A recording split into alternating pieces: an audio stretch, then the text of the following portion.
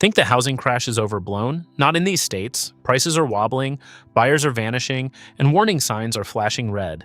The next collapse might start here. Number 10, Washington. For more than a decade, Washington felt like a housing market that could not slow down. Seattle and the surrounding cities built their identity around innovation and high-paying tech jobs. When companies like Amazon, Microsoft, and Boeing expanded aggressively, thousands of workers moved into the region with strong salaries and confidence about the future. That confidence translated directly into home prices. Bidding wars became common. Sellers expected multiple offers. Median prices in parts of King County crossed $800,000, and many buyers accepted that number as the new normal. What changed was not just interest rates, it was momentum. When hiring slowed and layoffs hit parts of the tech sector, the psychological shift was immediate. Workers who once felt secure started thinking about stability. Remote work flexibility narrowed, and some professionals reconsidered whether staying in expensive urban cores made sense. At the same time, mortgage rates climbed near 6.8%, turning what used to be manageable monthly payments into something far heavier. A Seattle home that once cost around $2,900 per month to finance now pushes toward $4,800. That difference alone changes who qualifies and who walks away. Inventory has risen sharply while sales volume has weakened. That imbalance is subtle at first, but over time it builds pressure. Sellers begin cutting prices, listings sit longer, confidence fades. Washington's broader economy is tightly linked to tech and aerospace. If those industries contract further during a recession, housing demand could thin out even more. The state that once symbolized nonstop innovation now faces a simple question: what happens when the growth engine pauses? Number 9, Nevada. Nevada has always thrived on movement. Las Vegas depends on visitors, conventions, and entertainment spending. During strong economic years, that constant flow of activity spills into the housing market. Investors rush in, builders accelerate projects, median home prices climb toward $455,000, and new neighborhoods stretched across Henderson and North Las Vegas. Now the signs of strain are more visible. Sales have dropped noticeably while active listings have surged. Homes are sitting on the market for more than 2 months on average, a sharp change from the rapid pace during the boom. Mortgage payments above $3,600 per month combined with higher insurance premiums are forcing buyers to rethink decisions. When tourism softens, service jobs feel pressure. And when service jobs weaken, mortgage payments become harder to sustain. Developers are offering incentives to move unsold inventory. That alone tells you demand is not what it used to be. Nevada experienced a dramatic housing correction in the past, and while today's conditions are different, the reliance on visitor-driven income still creates vulnerability. Add water restrictions and rising development costs in southern Nevada, and the margin for error shrinks. If economic growth stalls nationally, Nevada could feel the impact faster than many other states. Number 8, Utah. Utah's housing story was one of the most dramatic in the country. The Silicon Slopes corridor through Lehigh and Draper turned into a symbol of tech-driven opportunity. Companies like Adobe and eBay expanded operations, and thousands of workers moved into the area. Home prices surged more than 70% in just a few years, pushing the median beyond $560,000. That kind of growth feels exciting while it lasts, but it creates a fragile structure. As mortgage rates moved past 6.5% and tech layoffs made headlines, buyers stepped back. Inventory climbed nearly 30% year over year. Homes that once sold in under a month now linger for more than 2. Roughly a quarter of sellers have already cut asking prices, signaling a shift in power from seller to buyer. The deeper problem is that incomes have not kept up with housing costs. In many cases, mortgage payments consume over 40% of household earnings. Add rising utilities and maintenance expenses, and ownership becomes difficult to justify. Utah's population growth, once its greatest strength, is slowing. If the national economy weakens further, Utah's rapid appreciation leaves little cushion. Markets that rise quickly often adjust quickly. Number 7, Louisiana. Louisiana presents a different type of risk. The median home price near $265,000 sounds reasonable compared to Western states, but affordability is not just about the sticker price. Insurance premiums have surged by more than 50% in recent years. Some providers have left the state entirely, leaving homeowners scrambling for limited and expensive coverage that can exceed $6,000 annually. At the same time, housing supply has climbed sharply while sales have dropped. In cities like New Orleans and Lake Charles, listings are sitting for nearly 3 months.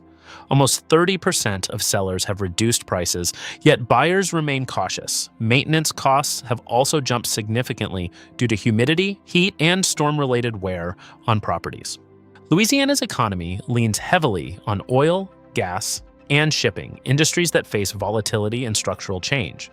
Population declines in certain areas reduce demand even more.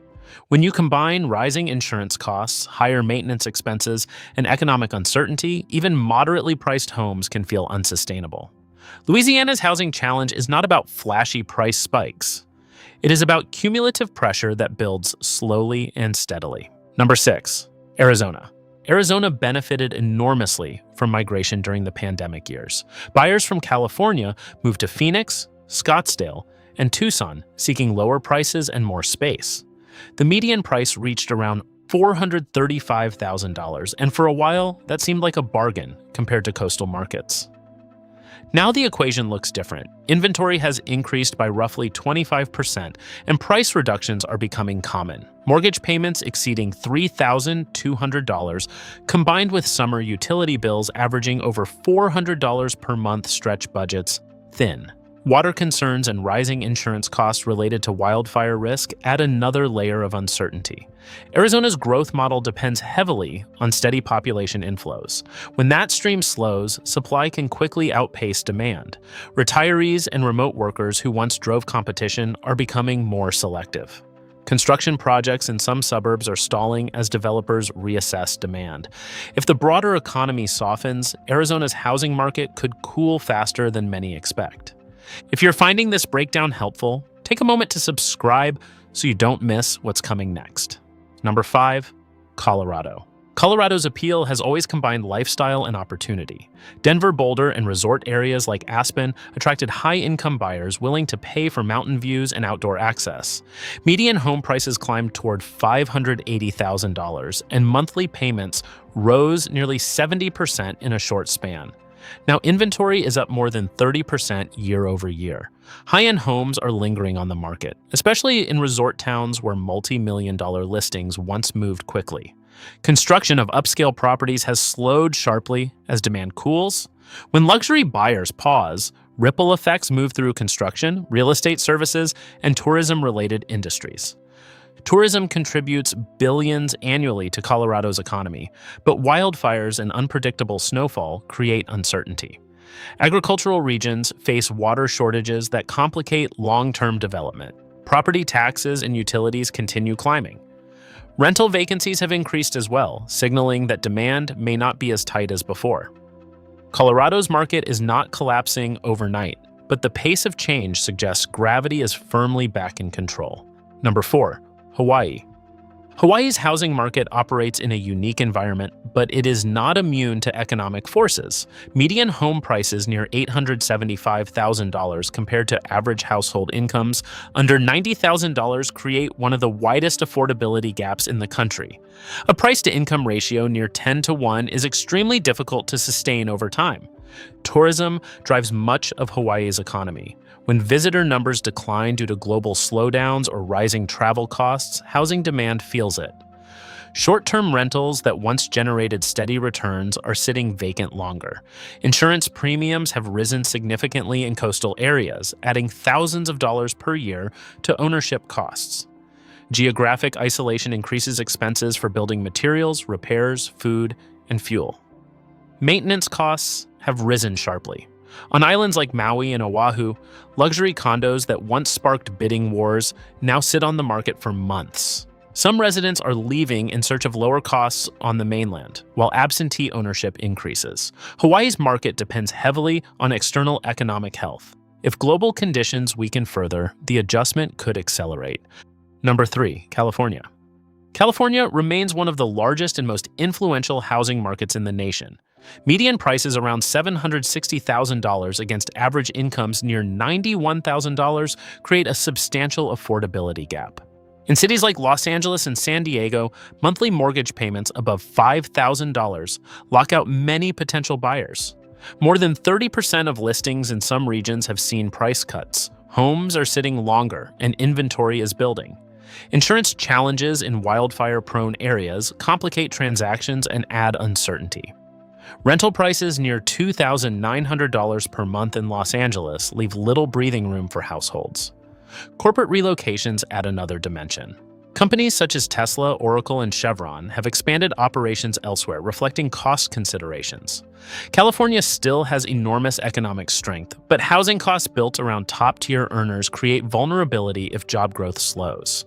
The question is not whether California remains important. The question is how much pricing power it can realistically sustain. Number 2, Texas. Texas built a powerful narrative around affordability, job growth, and no state income tax. During the pandemic surge, home prices in cities like Austin rose dramatically, with statewide median prices reaching about $360,000. Population growth fueled construction and speculation. Now inventory has surged in major metros and price declines are visible in places like Austin. Property taxes in some counties have risen double digits, and insurance costs in hurricane-prone regions have climbed sharply.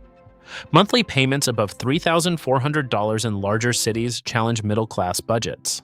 Texas relies heavily on energy and construction. While the energy sector remains strong, price volatility and structural transitions create uncertainty. Construction projects are being delayed or reconsidered as demand softens. Early forecasts suggest additional price declines could occur through 2026. Texas may still offer opportunity, but the rapid appreciation phase appears to be over. Number 1, Florida. Florida became the symbol of migration and post-pandemic growth. Median home prices near $410,000 seemed attractive compared to higher-cost states, but ownership costs are reshaping the narrative. Insurance premiums have risen dramatically since 2020, in some cases more than tripling. Annual costs exceeding $8,000 for basic coverage are becoming common in certain regions. Inventory has surged more than 30% year over year, and roughly 1 in 4 listings include price reductions. Homes are sitting twice as long as they did during the peak frenzy. Property taxes and utilities add to the burden, pushing monthly ownership costs for many families above $4,000. Climate exposure compounds the issue. Flooding risks, coastal erosion, and frequent hurricanes increase long-term uncertainty. Tourism remains critical to Florida's economy, but any slowdown reduces housing demand as well. Migration has slowed from its peak, weakening the engine that once pushed prices higher. Florida's housing market is not collapsing overnight, but the combination of rising costs and cooling demand creates a fragile balance. Across these 10 states, a common thread appears. Rapid price growth combined with rising mortgage rates, climbing insurance costs, and economic concentration creates vulnerability. Not every market will collapse. Real estate is local and cyclical, but when inventory rises while demand softens, pressure builds. The key question is timing and depth. Will a national recession amplify these weaknesses? Will insurance markets stabilize or tighten further? Will migration patterns shift again? Housing corrections rarely unfold evenly. Some areas stabilize quickly. Others take years to recover. Look closely at your own market. Are listings staying up longer? Are price cuts becoming normal? Are ownership costs rising faster than incomes? These signals matter. The states on this list illustrate how fast conditions can change when momentum reverses. Which state do you believe faces the greatest risk? And which one might surprise everyone by stabilizing? Share your thoughts in the comments, and if you want to see which specific cities inside these states could experience the sharpest shifts next, watch the next video.